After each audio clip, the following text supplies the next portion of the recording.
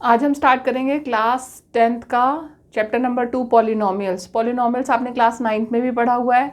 Polynomials क्या होते हैं इसके बारे में आपको बेसिक नॉलेज है, सब कुछ है, कैसे आपको उसकी पावर पता करनी होती है, कौन सा पॉलिनोमियल, बाइनोमियल, मोनोमियल, कौन सा क्या है, ये सब बेसिक नॉलेज आपको है। लेकिन फिर भी हम थोड़ा सा रिकॉल कर लेंगे यहाँ पे ताकि हमें क्वेश्चंस करने में आसानी हो।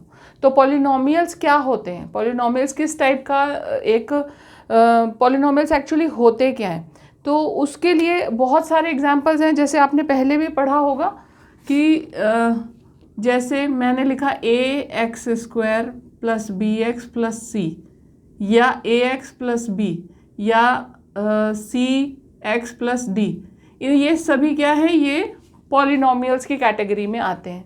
अब एक अगर मैं केवल जैसे पॉलिनोमियल्स में क्या है कि सारे जो पार्ट्स हैं ये प्लस या माइनस से सेपरेट होते हैं। अब कुछ पॉलिनोमियल्स बाइनोमियल्स भी होते हैं। बाइनोमियल्स मतलब वो बाय यानी दो, जिनमें कि दो पार्ट्स होते हैं। वो जो दो पार्ट्स हैं वो प्लस या माइनस के साइन से सेपरेट होते हैं। अब अगर बीच में हमारे पास डिवीजन या मल्टीप्लिकेशन का साइन है तो वो दो अलग अलग पार्ट्स नहीं माने जाते, एक ही पार्ट माना जाता है। सेपरेशन केवल प्लस या माइनस से ही होगा, ठीक है। तो जो जिसमें दो पार्ट हैं, एक और दो, ठीक है, तो ये क्या हो गया, बाइनोमियल, इसे कहेंगे हम बाइनोमियल, है ना। और इसे ट्राइनोमियल कह देंगे, या फिर हम एक कॉमन टर्म यूज करेंगे पॉलिनोमियल। पॉलिनोमियल का मतलब होता है, पॉली मतलब बहुत सारे, जिसमें बहुत सारे पार्ट्स हैं वो पॉलिनोमियल है। अब हमने पहले भी पढ़ा हुआ है कि हमें इसकी जो पावर है, हम इसकी पावर कैसे फाइंड आउट करते हैं। पॉलिनोमियल के जितने भी पार्ट्स हैं उन सब में से सबसे ज़्यादा पावर जिसकी होगी, अब इसमें जो है हम पॉलिनोमियल में क्या होता है कि एक ही वेरिएबल है, अभी हम एक ही वेरिएबल के बारे में पढ़ रहे हैं, तो वो जो वेरिएबल हमारी हर पार्ट में है उसमें कोई कांस्टेंट टर्म भी हो सकती है। जैसे कि अगर मान लो हमारे पास में ये है, इसमें अगर हम देखें ना, हम इसे इस तरह से लिख सकते हैं ax² bx + c। अब जो c है ना, इसको भी हम लिख सकते हैं x⁻0, इसको x⁻1, इस तरीके से हम इसको डिनोट कर सकते हैं, रिप्रेजेंट कर सकते हैं। तो जब ये हम इस तरह से इसे डिनोट कर रहे हैं, रिप्रेजेंट कर रहे हैं, तो हम सारे के सारे पार्ट्स में हम पावर देख रहे हैं। जिसमें सबसे बड़ी पावर है वो इस पॉलिनोमियल की पावर मानी जाएगी, ठीक है, उसके अकॉर्डिंग इसका नाम होगा। इस तरीके से हम इसकी पावर को चेक करते हैं। अब जो इनकी पावर्स होती हैं वो हमेशा होल नंबर्स में ही होती हैं, 1 2 3, और हमेशा पॉजिटिव होंगी। नेगेटिव में कभी भी पावर्स नहीं होती, और ना ही किसी रैशनल नंबर में या कोई भी रियल नंबर नहीं लिया जाता। ये हमेशा होल नंबर में, नेचुरल नंबर में ही होती हैं, ठीक है। जैसे मैं √2 नहीं लिख सकती, x⁻²2, ये आपका पॉलिनोमियल में नहीं आएगा। अगर मैंने x⁻2 लिखा है तो ही वो पॉलिनोमियल में कंसिडर होगा, ठीक है। और ज़ीरो तो आपका नेचुरल नंबर में आता है, तो 0 x⁻0, क्योंकि हम एक कांस्टेंट टर्म के साथ 1 को कोई भी इस तरीके से हम लिख सकते हैं, या y⁻0 भी लिख सकते हैं। कोई भी वेरिएबल की पावर अगर 0 है तो उसकी जो टोटल वैल्यू होती है वो 1 होती है, ये आप लोगों को पता है, ठीक है। तो जब हमारे पास पॉलिनोमियल में कोई कांस्टेंट टर्म होती है तो हम ये कंसिडर कर सकते हैं कि वो भी x को, उसमें भी x इंक्लूडेड है और x की पावर 0 है। अगर x की पावर 0 है तो उसकी टोटल वैल्यू 1 होगी, और 1 होने से वो यहाँ पर हम लिखें या नहीं लिखें उससे कोई फ़र्क नहीं पड़ता, ठीक है। ये तो हो गई पॉलिनोमियल की बात। पॉलिनोमियल को और किस किस तरह से रिप्रेजेंट किया जा सकता है, जैसे कि मैं लिखूंगी जो पॉलिनोमियल है, पॉलिनोमियल में क्या होता है कि एक कोई भी पॉलिनोमियल जब हम लिखते हैं हम उसे कैटेगराइज कर देते हैं। जिस पॉलिनोमियल की मैक्सिमम डिग्री 1 होगी उसे क्या कहेंगे हम, लीनियर पॉलिनोमियल। अगर हमारी डिग्री क्या है, डिग्री हमारी है 1, तो पॉलिनोमियल कौन सा है, पॉलिनोमियल कौन सा होगा, लीनियर पॉलिनोमियल, ठीक है। अगर डिग्री है 2 तो हमारा जो हमारा पॉलिनोमियल है वो क्या होगा, क्वाड्रेटिक पॉलिनोमियल। अगर डिग्री मैक्सिमम 2 है, उसमें मैक्सिमम डिग्री 2 है, जैसे कि यहाँ पर ये हमारा क्वाड्रेटिक पॉलिनोमियल हो गया, ठीक है। ये कौन सा हो गया, ये लीनियर पॉलिनोमियल हो गया, जिसमें डिग्री हमारे पास 1 है। अब कांस्टेंट उसमें है नहीं है उससे कोई फर्क नहीं पड़ता, x की पावर अगर 1 है हमारे पास तो वो हमारा लीनियर पॉलिनोमियल है, अगर x की पावर 2 है तो वो हमारा क्वाड्रेटिक पॉलिनोमियल है। जो मैक्सिमम पावर की बात कर रहे हैं हम, जो सबसे बड़ी पावर उसमें आ रही है, छोटी पावर है या नहीं उससे कोई फर्क नहीं है, जो मैक्सिमम जो हमारे पास सबसे बड़ी पावर है पॉलिनोमियल में वो कितनी है, वो अगर 2 है तो क्वाड्रेटिक है, 3 है तो वो क्यूबिक है, तो वो क्यूबिक पॉलिनोमियल है। इस तरीके से हमको इनको पॉलिनोमियल्स को कैटेगराइज करते हैं, ठीक है। अब जनरल रिप्रेजेंटेशन ऑफ पॉलिनोमियल क्या होती है कि जनरली जब हम रिप्रेजेंट करते हैं तो हम वेरिएबल्स की फॉर्म में उसे रिप्रेजेंट करते हैं, क्योंकि उसमें हम कोई भी वैल्यू फिर उसके जगह पे हम पुट कर सकते हैं। तो पहले जो लीनियर पॉलिनोमियल है उसकी क्या फॉर्म होती है, linear polynomial ax plus b की फॉर्म में रिप्रेजेंट की जा सकती है, where a is not equal to 0, ठीक है। ये तो हो गया लीनियर। फिर है क्वाड्रेटिक पॉलिनोमियल। क्वाड्रेटिक में क्या होगा, ax² plus bx plus c where a is non zero. अब ये बात ध्यान देने की है कि यहाँ पर इन्होंने केवल a पर एम्फसाइज किया है कि a जो है वो नॉन जीरो होना चाहिए। क्यों, क्योंकि a किसके साथ कोफिशिएंट है, वो है x² के साथ। x² यानी कि सबसे बड़ी पावर, क्वाड्रेटिक पॉलिनोमियल जो है वो x² के कारण ही इसे हम क्वाड्रेटिक पॉलिनोमियल कह रहे हैं। और अगर उसका कोफिशिएंट 0 हो गया तो हमारी जो पॉलिनोमियल है वो क्वाड्रेटिक नहीं रहेगी, क्योंकि वैल्यू जो है वो पूरी तरह से 0 हो गई। एक पॉलिनोमियल में जो जितने भी ये आपके पास में पार्ट्स होते हैं उसमें क्या होता है, एक वेरिएबल होता है, एक कांस्टेंट होता है, या उसका कोफिशिएंट होता है। तो अगर कोफिशिएंट 0 होगा तो टोटल वैल्यू 0 हो जाएगी। वो हम नहीं चाहते, क्योंकि हमारी जो हम इस कैटेगरी में रख रहे हैं, क्वाड्रेटिक पॉलिनोमियल की कैटेगरी में रख रहे हैं, तो x² होना उसमें बहुत ज़रूरी है। इसीलिए हमने कंडीशन लगाई कि a जो है वो नॉन ज़ीरो होना चाहिए। क्यूबिक पॉलिनोमियल को कैसे करते हैं, ax³ plus bx² plus cx plus d where a is non zero. यहाँ पर भी वही बात है कि x की पावर 3 का जो कोफिशिएंट है वो 0 नहीं हो तभी वो क्यूबिक पॉलिनोमियल कहलाएगा। तो इसीलिए हम ये कंडीशन लगा रहे हैं कि a जो है वो नॉन ज़ीरो है। बाकी के जितने भी हैं वो चाहे 0 हो जाएं, उससे कोई फ़र्क नहीं पड़ता। हमारे पॉलिनोमियल में x की पावर 3 जब होगी तो वो क्यूबिक पॉलिनोमियल कहलाएगा। इसीलिए हमने a नॉन ज़ीरो हमने इसमें जो कंडीशन लगाई है a is not equal to 0। अब बात करेंगे ज़ीरोज़ ऑफ पॉलिनोमियल की। ज़ीरोज़ ऑफ पॉलिनोमियल क्या होते हैं, किसी भी पॉलिनोमियल का ज़ीरो क्या होता है, जब कोई भी पॉलिनोमियल में हम कोई पर्टिकुलर वैल्यू पुट करें और उस पॉलिनोमियल की वैल्यू 0 आए तो हम उसे पॉलिनोमियल का ज़ीरो कहते हैं, ठीक है। कोई भी पॉलिनोमियल है, अब यहाँ पर हम सबसे पहले तो हम ज़ीरोज़ की बात कर लें।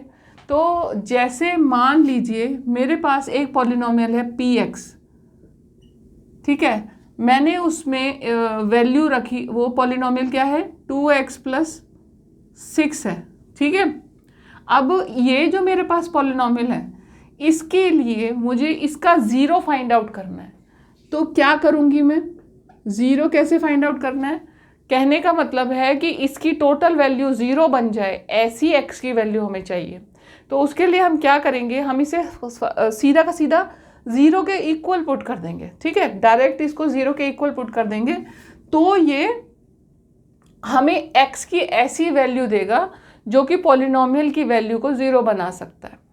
तो उसके लिए हमने क्या किया, इक्वल टू 0 रख दिया, 2x इज इक्वल टू -6 हो गया, x इज इक्वल टू -3 हो गया, ठीक है। तो ये जो x की वैल्यू क्या है -3, ये क्या हो गई, इसका 0 हो गया।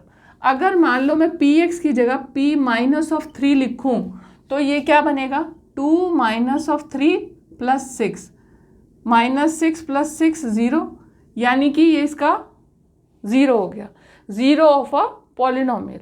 ठीक है, अब 0 ऑफ अ पॉलिनोमियल हम वैसे निकाल रहे हैं, तो ये तो हमने देख लिया कि हमने कैसे 0 ऑफ अ पॉलिनोमियल निकाला या वो क्या होता है। अब अगर हम इसे जनरल फॉर्म में करें तो हम कोई भी रैंडम वैल्यू लिख सकते हैं, कोई भी वेरिएबल इसको रिप्रेजेंट करने के लिए लिख सकते हैं, और हम लिख सकते हैं कि के जो है वो हमारा मान लीजिए 0 है पॉलिनोमियल का, तो 2k + 6 = 0 होगा।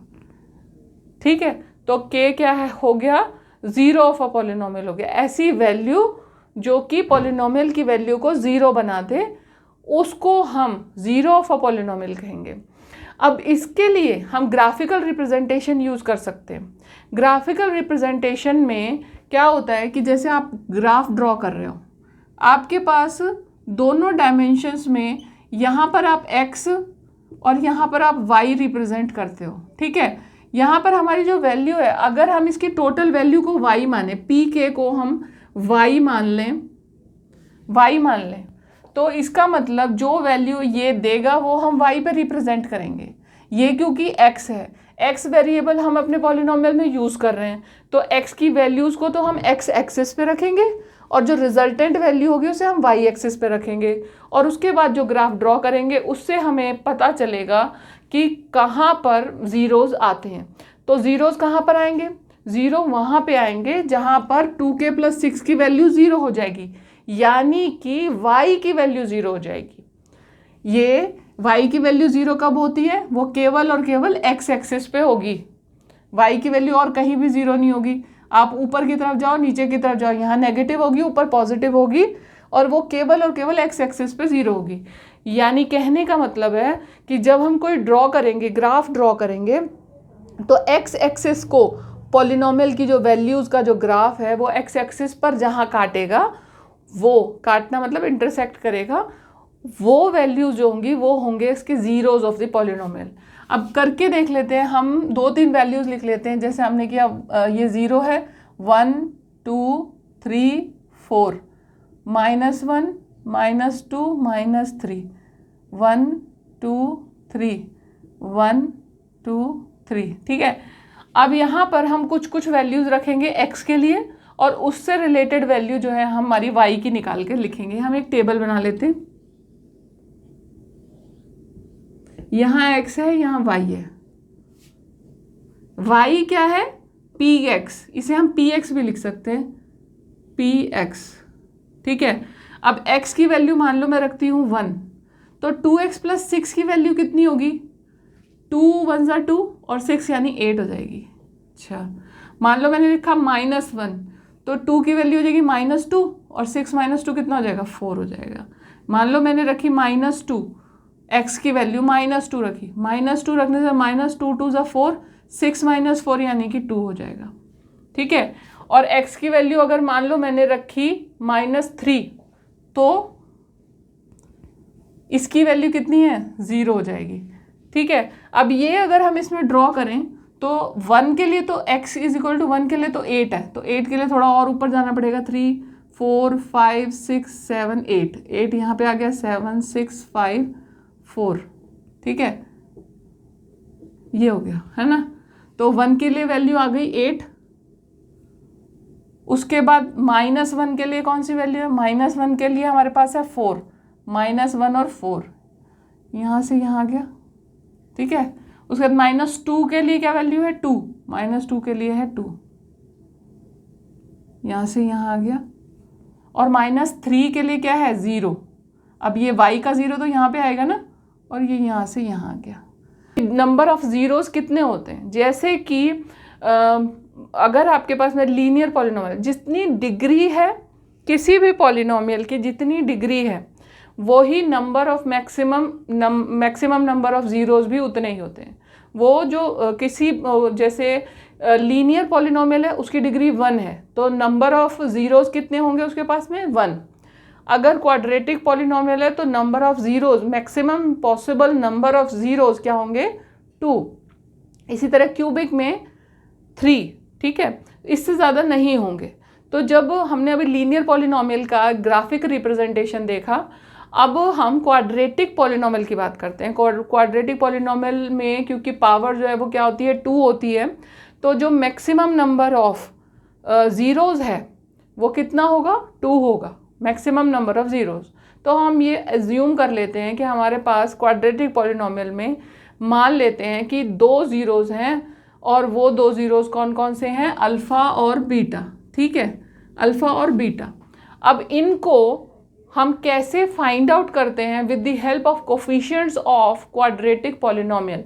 क्वाड्रेटिक पॉलिनोमियल की जनरल रिप्रेजेंटेशन होती है ax² plus bx plus c। आपने पहले भी अपनी प्रीवियस क्लास में पॉलिनोमियल्स के, इसके क्वाड्रेटिक पॉलिनोमियल्स के रूट्स कैसे फाइंड आउट करते हैं वो देखा था।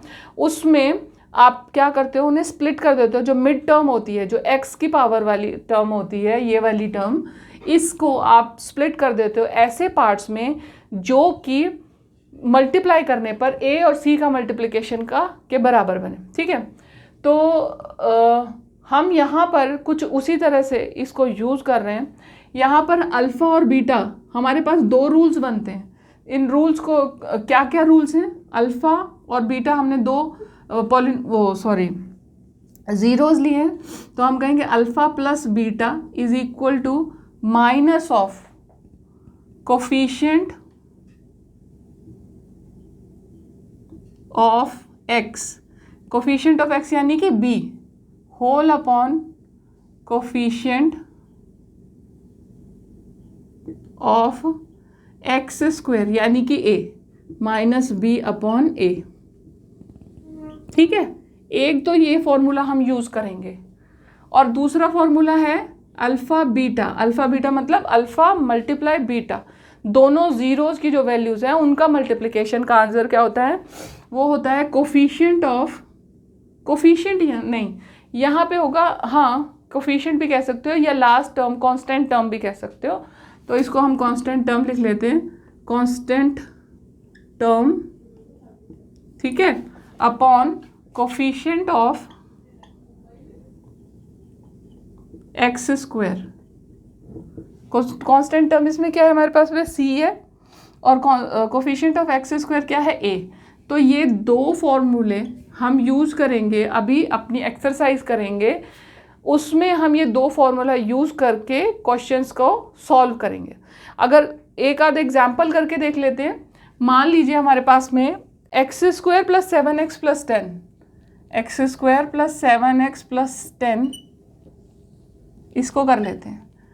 इसको हम स्प्लिट करेंगे, 10 1 ज़ा 10, 7 को 5 2 ज़ा 10 लिख सकते हैं हम, 5 प्लस 2x प्लस 10 लिख दिया। ठीक है, अब x कॉमन ले लिया, x प्लस 5 हो गया, यहाँ पे 2 कॉमन ले लिया, x प्लस 5 हो गया, x प्लस 5 x प्लस 2। अब इसके पास ज़ीरोज़ जो हमने फाइंड आउट किए हैं वो कैसे हैं, कैसे ज़ीरो निकले हैं इसके, जो रूट्स फाइंड आउट करें, x इज इक्वल टू -2 और -5। हमारे पास में ये 2 x के ज़ीरोज़ आ गए। अब इनको यूज़ करके हम कंफर्म करेंगे कि जो हमारा जो रूल है क्या वो सही है, वेरीफाई भी करेंगे।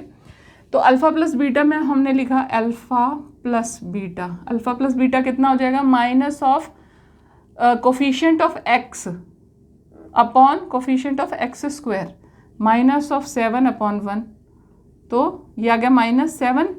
और हम अगर इसके ज़ीरोज़ को वैसे ऐड करें तो -2 और -5, ये भी -7, तो ये क्या हो गया, वेरीफाई हो गया। दूसरी बात है अल्फ़ा बीटा यानी अल्फ़ा मल्टीप्लाई बीटा, इसकी वैल्यू क्या होती है, इसकी वैल्यू होती है c अपॉन a। c हमारे पास कितना है 10, a कितना है 1, यानी कि ये हो गया 10। और वैसे हम इन्हें मल्टीप्लाई करें तो alpha multiply beta is equal to -2 multiply -5 यानी कि प्लस ऑफ 10। तो ये कंफर्म हो गया आपका कि ये जो आपकी जो वैल्यूज़ हैं वो सही वैल्यूज़ हैं। अगर आप मेरी इसी तरह की वीडियोस को देखना पसंद करते हैं तो आप मेरे चैनल को सब्सक्राइब ज़रूर करें, बेल का बटन दबाएं ताकि जब भी मैं अपनी वीडियोस अपलोड करूं आपके पास नोटिफिकेशन पहुंच जाए।